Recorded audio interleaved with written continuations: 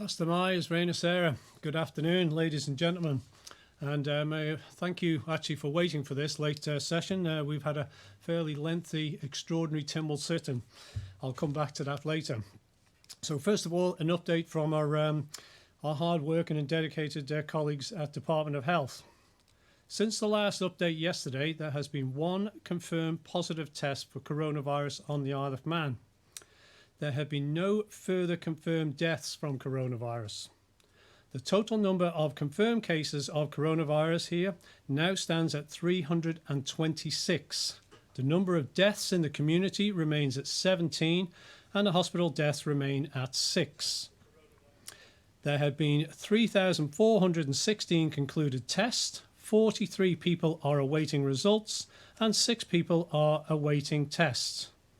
19 people are currently being treated at the hospital, and the usual message, which we do sincerely mean this, to everyone in Nobles and recovering home, we wish you a speedy recovery.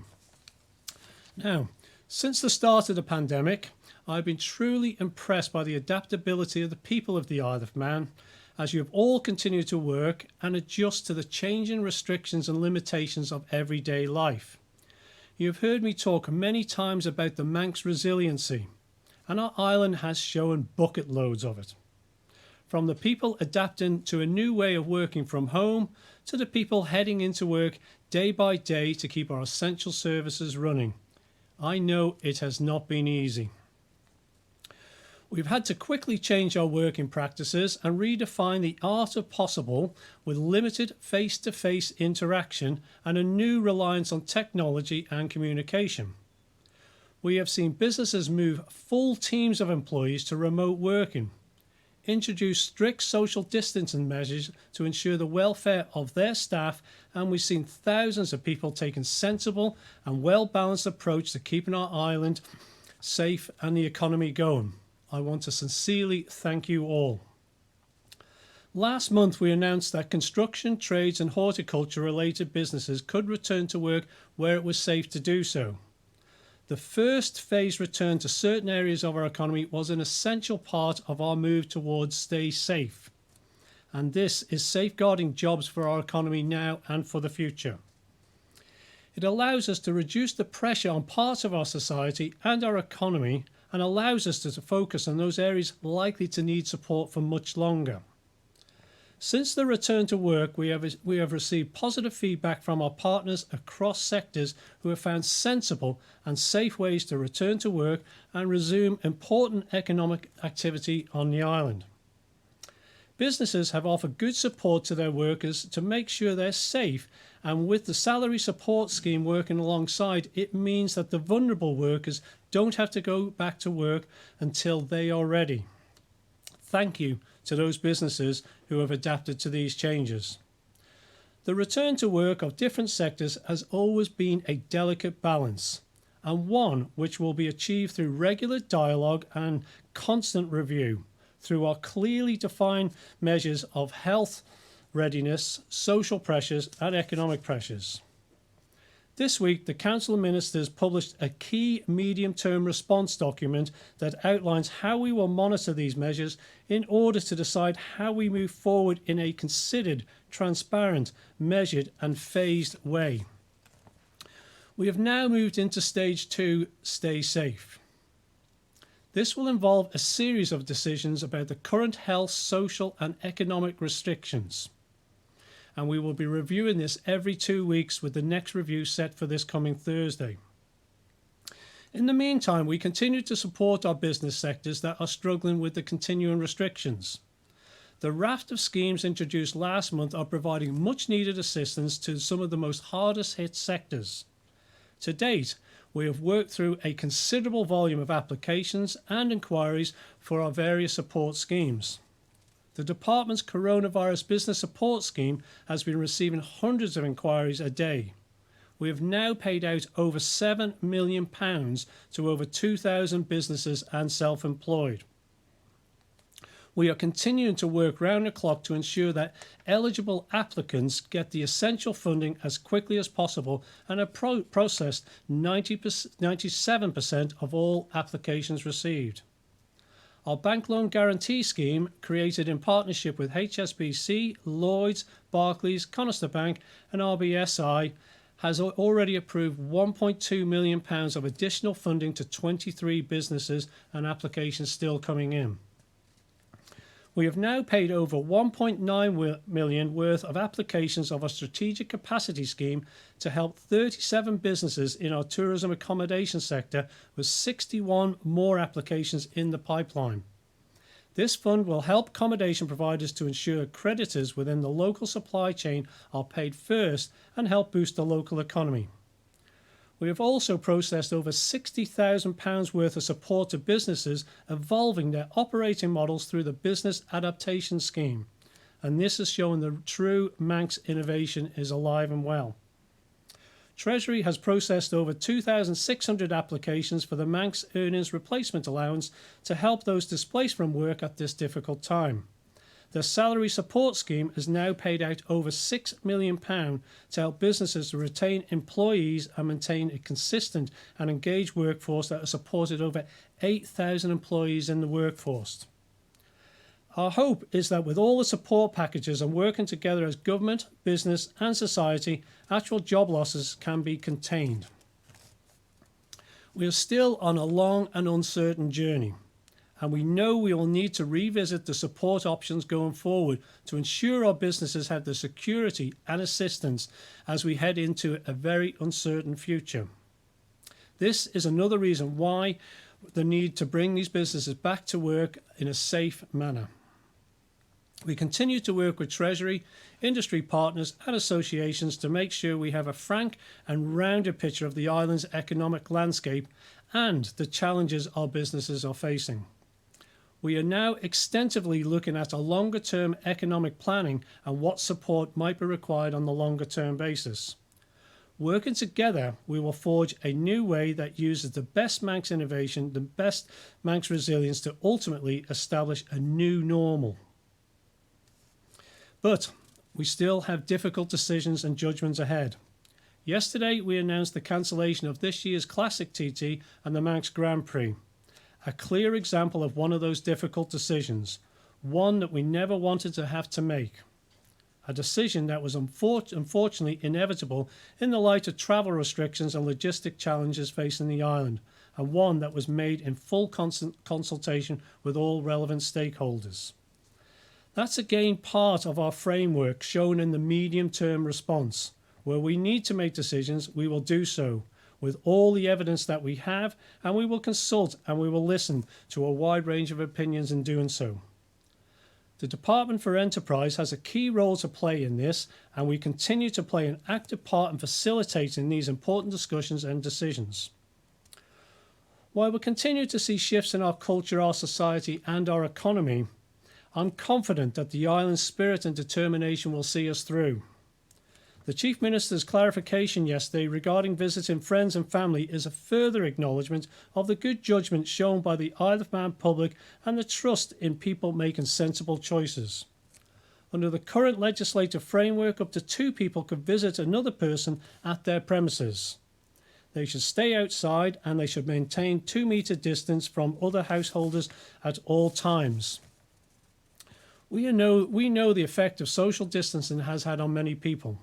So this is a sensible and pragmatic way to support people's mental well-being while maintaining social distance. It is still an offence to gather in public spaces such as beaches, glens and parks. And I must remind you, we are not out of the woods yet. We still have a long way to go before we can resume our normal lives. The best thing you can do is to keep washing your hands, maintain social distance measures and stay at home where you can, but please show respect for others and continue to make the right decisions for you and your family and your community. Thank you for that. I'll be happy to take questions at this time. And first up we have Rob from 3FM. Pass to my Rob. Pass to my Minister. First of all, sadly, of course, the Manx Grand Prix and the Classic TT cancelled for obvious reasons around the pandemic. I just wondered when exactly you may get a clear picture of what the total financial impact is going to be on the island of cancelling all our major motorsport events for this year. Yeah, that's a good point, Rob. There, the financial impact is widespread, without a doubt, and that's obviously part of the sadness in having to make a decision of this particular nature, because it does impact a large part of our economy. So, in terms of what that cost is, we've done the analysis that we do every year with regards to TT and this event too. So there is a figure there that would say that's what that impact will be, but it's very, very much on our minds in terms of the overall impact of this pandemic in terms of our economy, because the Treasury Minister has committed to an emergency budget in July. So those figures are now being collated to understand the wider impact for the Isle of Man. Thank you very much. My second question regarding the medium-term strategy. I know this is looking a little way forward. There are no specific dates as to when these phases come in. Phase 4 is the return of lifestyle and tourism, I think I'm correct in saying. And then it's not until phase 6 that the borders would reopen, and that is largely dependent on the UK's situation. How are those lifestyle and tourism businesses going to get the support they need, to get the business they need in that time, if they're not able to attract any tourists from off island until the borders reopen? No, again, a very valid question, because I think we'd have to accept that the hospitality industry, and obviously it relies quite heavily on the tourism sector, and there's 300,000 odd visitors that we normally have to our island. That's 300,000 people who are not going to be spending on our island. So there is going to be an impact, as well as other potential measures, social distancing and so forth. But what we do know in terms of the borders, you highlight there that that is almost outside our control in terms of travel and other issues there. Where we are, we can control our internal economy, and that's why that is the last phase that's in that approach. So if things change elsewhere in a more rapid fashion, that could be reviewed, but I would suggest that that would be one of the last things, and that's why we very clearly stated it in this document, which we just debated in Tynwald for the last 4 hours. So it is an important part to it. So we do accept that the borders is an issue that's, as I say, not just involving the Isle of Man, clearly further afield, that we need to be very, very conscious about. Thank you very much. Thank you, Rob. I think over to you, Simon, at Business 365. Pastor Mike, welcome. Yes, good evening. Good evening, Minister. A couple of questions, if I may. News today of Eastern Airways' withdrawal from the Teesside route, citing the cancellation of the Festival of Motorcycling. Now, are you, as Enterprise Minister, worried that at the end of all this, we may have an airport, but no airlines flying in or out of it? Yes, travel is a very serious conundrum. I can totally understand, obviously, Eastern Airways' decision, and clearly you've just got to see the headlines, the international headlines with regards to travel and the impact that this is having. I would suggest that whilst we have open skies, we do have closed seas, and the government, we made this administration to purchase the steam packet has been a really, I think, clear vision that has really helped us. So our closed seas will stand us in very, very good stead. But open skies is an area that will come under, I think, discussion, as already, I think, Travel Watch have highlighted to members as well. So when we get a clear understanding of what's happening on the international stage, Simon, I think we'll have a better understanding of what we need to have in terms of what will be critical infrastructure in terms of the skies. Clearly, we subsidise the patient transfer service into Liverpool, which is run at the moment by Loganair in the past, that has been with Flybe. So that's a service that would have to continue one way or another. So yes, we do have that in our probably mid-term considerations. Thank you. And secondly, I mean, amid all the gloom, there has been some very positive and encouraging news today with the handover of the Lord Street site for development by Kane Limited. Now, how important is a huge £25 million development like this in sending out the message that the Isle of Man will be open for business and looking forward positively? Yes, no, I was. I guess I was pleased and delighted to see that news that deal has actually been completed and that handover has been concluded. And I think it is a signature development that we as a government really wanted to see happen, which has been many decades in the making, and this is a local company. Clearly, there is construction back being employed and operating, and we hope they've got the planning approvals, and we hope it can progress in some shape, fashion, or form. But I will say, having spoken to a number of other developers just this last week, confidence still remains quite strong in terms of the Isle of Man and where we're going and what we're doing. So I'd like to think that the Isle of Man is still a good place to invest and develop. So that is encouraging news. And as I say, it's not the only piece of encouraging news from developers that I've heard of recently. Moving on to you. Right, thank you, Simon. Moving on to you, Paul. Hi there, Lawrence. The way you're reporting numbers, you've changed it. You were having presumed got over the virus. Now on the website it goes as total active cases, which is now 40, and basically the numbers seem to have altered a bit. People who follow this very closely, they track your numbers. Any idea why you've changed the way you're reporting the numbers? I don't. They were the numbers just presented to me as I finished Tynwald to say this is these are the latest figures. So I'm just relaying them to you, the media, and then the Manx public, really. So yes, I've just obviously followed the website to have a look of the data there to make sure that it is kept up to date. But yeah, I don't have an answer to that. I guess the health minister would have to respond to that. A few weeks ago, you kind of indicated, and we've been talking about for some time now, about this virtual TT. I'm hoping you're going to be able to give us a little bit more. Hope that there's going to be some sort of TT, albeit virtual, this year.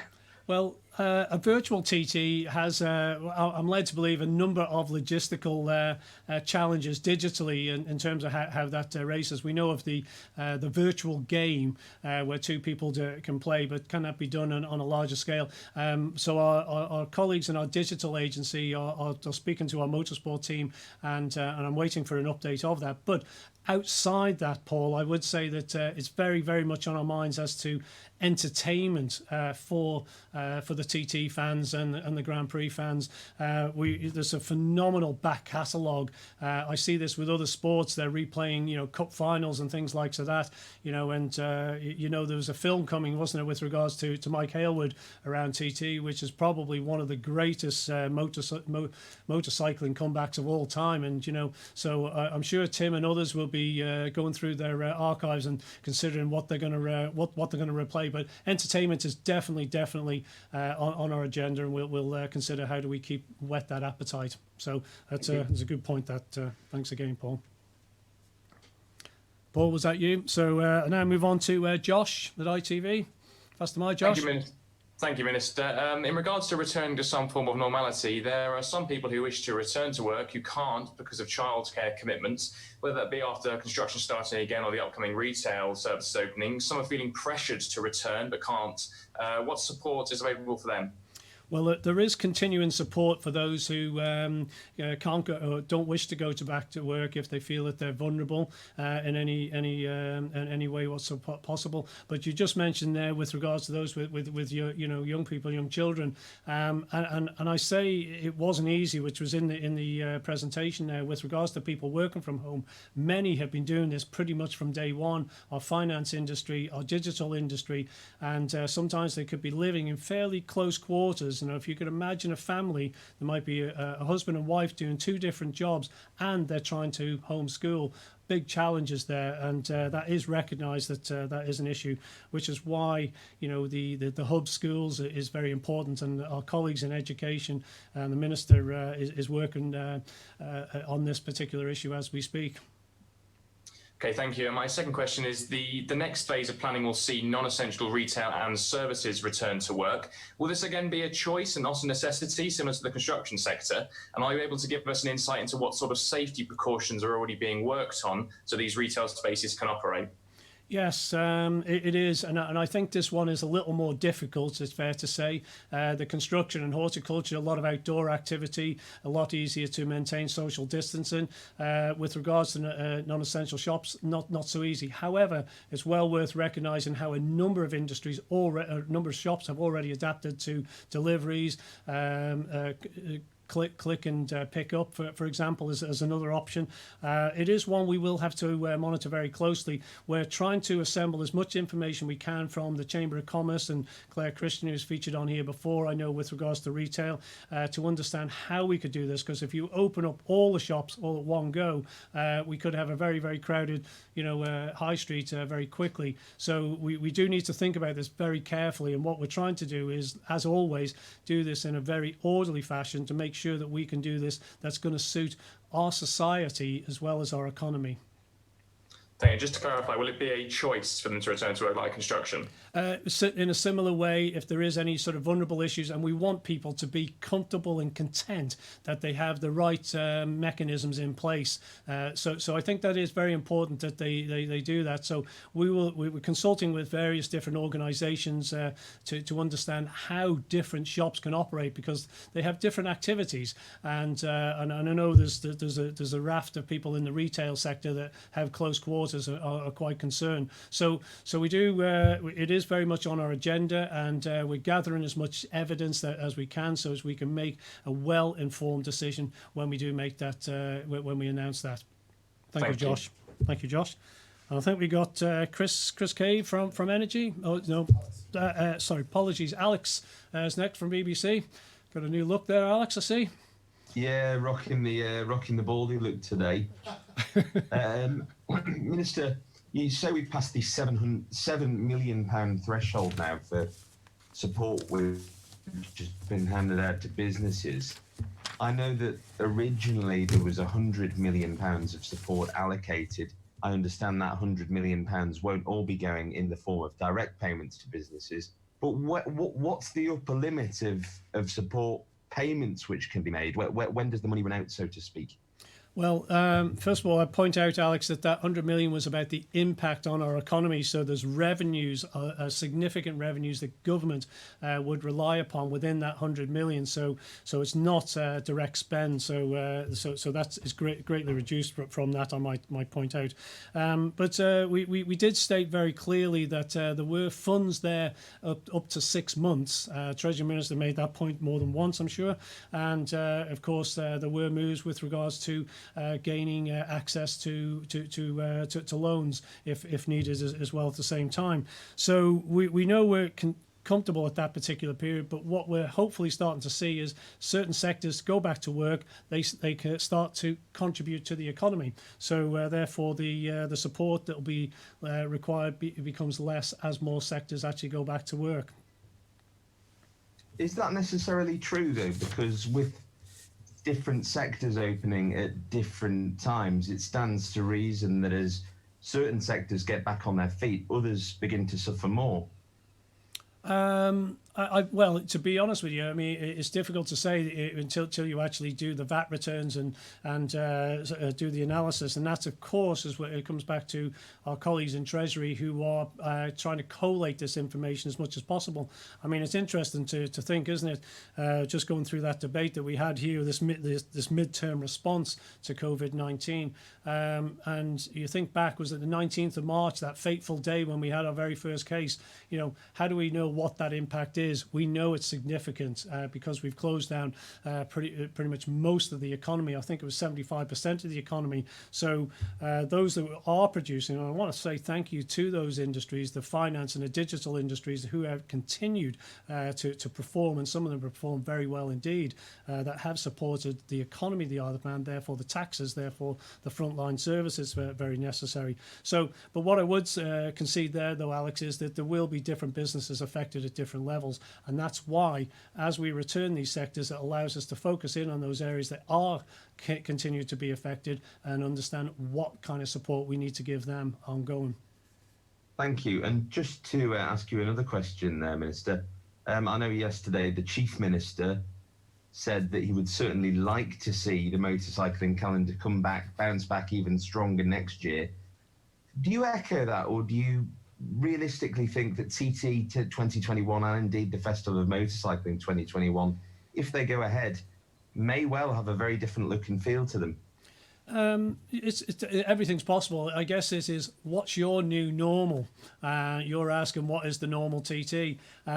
What we know is that things are going to be different for quite some time, and that's why this report, which is a pretty extensive report, if you do get a chance, do go through it, because it highlights the journey we've been on here, the decision making that we've used in terms of the data, and it sort of highlights where we want to go. But it's a living document. It's got to be able to change as and when other circumstances change. And whilst we can control a certain amount here, and we've been focused in on the containment of this virus, suppressing this virus, and which has been fantastic, and the achievement is quite incredible when you compare us to other jurisdictions. So we can get to that point, but what we don't know is what's the rest of the world going to do, and that's why you talk about TT. That means people coming to the island, so therefore that would be outside our control effectively.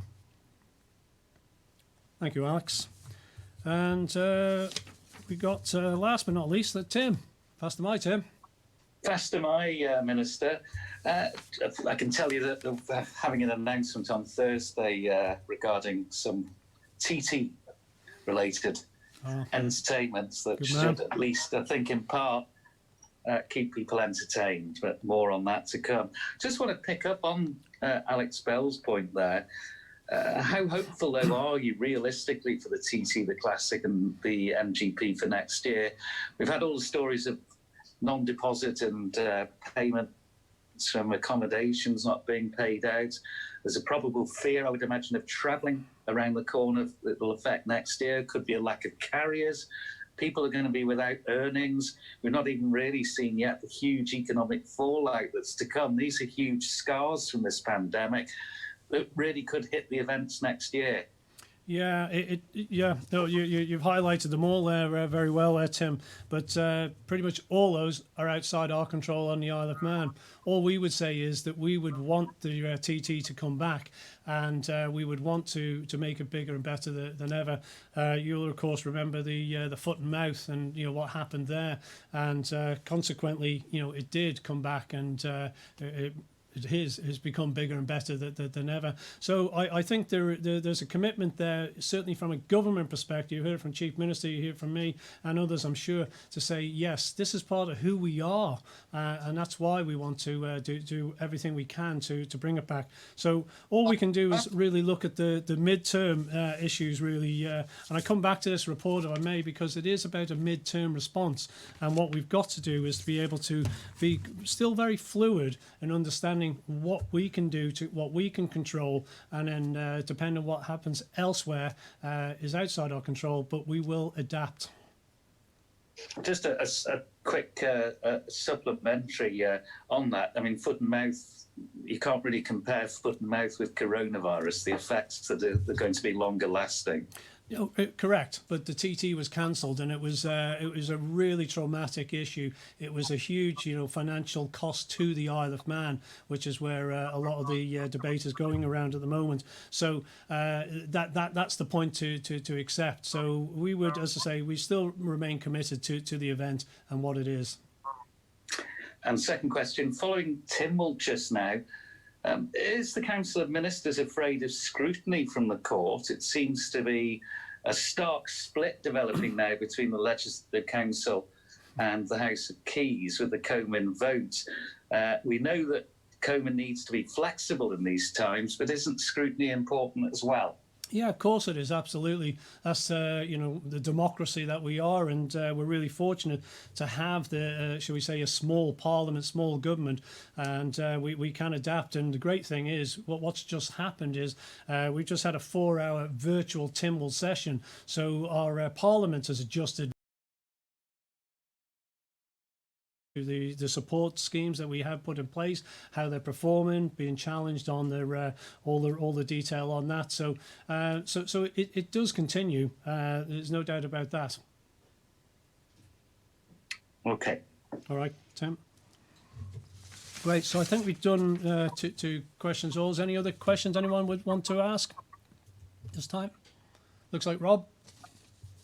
Oh, sorry, just a very quick one with what you mentioned before and what the Chief Minister mentioned yesterday, just to clarify, with regards to the face-to-face visits, obviously, as long as social distancing is in place, can that visit between, say, two people, is it members of the same household? Because, of course, as you said there, we want to avoid large gatherings, just to clarify. Yeah, so it is really it's intended really for your loved ones, and particularly the elderly who have actually been cooped up and remain cooped up, and the opportunity there is now for you to be able to go and visit them, sit in the garden with your loved ones there, and be able to converse with them, and actually see that face to face rather than a screen that we're doing now or through a window. So, but we want people to be sensible here, use common sense, and it's important that they continue to do that. Thank you. Tim, I think you had a second question, is it, Tim? Yeah, this is one just on the schemes that we've had a common theme on, and this is from Collins Barbers in Ramsey. On behalf of all small businesses, are we going to get any help with the rates that are now due in a few weeks' time? I got £3,000 because my business is now closed until further notice. We know that's being extended, but will that £3,000 move into the following 3 months? He's pointing out he's got a rates bill of £1,940 plus other bills, and he's now out of pocket. That £3,000 has just gone.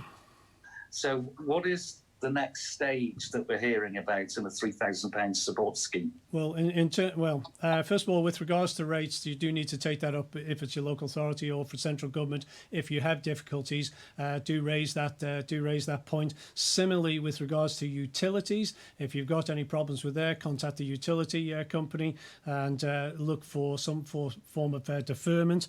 In terms of the ongoing support, Tim, which you're asking, that will be under review. And what we've got to understand, you mentioned a barbers there, and clearly social distancing will be very difficult in that particular case, and that is technically retail. So there lies a differential with regards to retail that we have to understand and introduce when we know it can be safe for them to conduct their business. So we recognise there's going to be a need for ongoing support for a host of different sectors, and our focus will be on that going forward.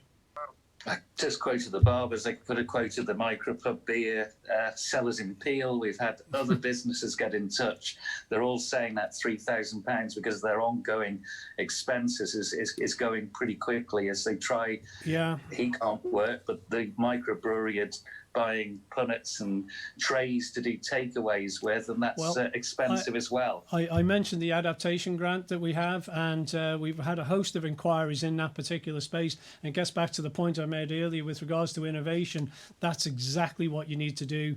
The Chamber of Commerce have a service, incidentally, with regards to business advice service, and I sort of recommend that people actually make contact with them, because if you've got an idea, you may want to flush that out as quickly as you possibly can, because there could be opportunities and around the corner. So it doesn't apply in all businesses, but please think about innovation. I think we might have concluded all the questions. But actually, I'll tell you what, I have a question for you, the media, because I was just thinking before, each one of you probably represent a different demographic, a different audience on the Isle of Man. I'm just interested in your view in terms of how you rate government has performed up to date, maybe in a scale of 1 to 10. Tell me what your what's your feedback been? Maybe, I don't know. So maybe Tim first. As a journalist, we're not meant to have an opinion. Oh, you could be a politician. Okay, anyone else want to venture? 5, that's right. Paul's put us at a 5. Right. Well, you can't upset anyone. Anyone else want to venture?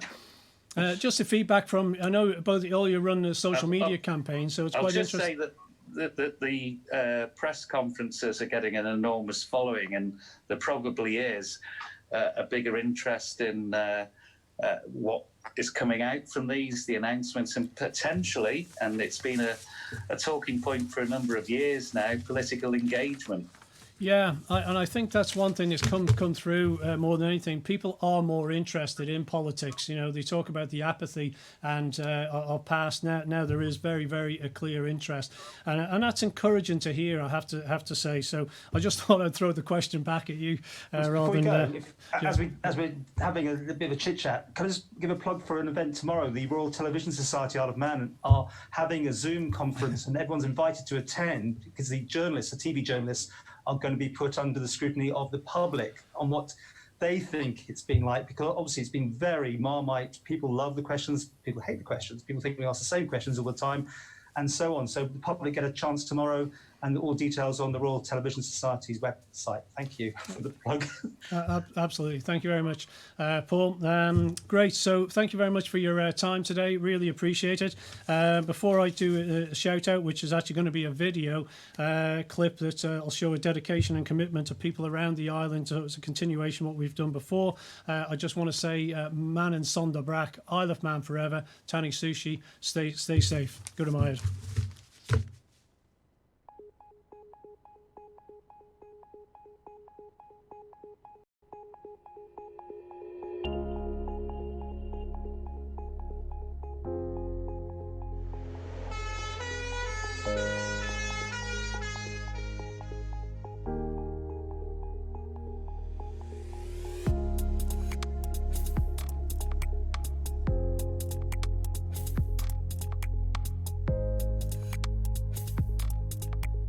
Thank you all for staying at home where possible.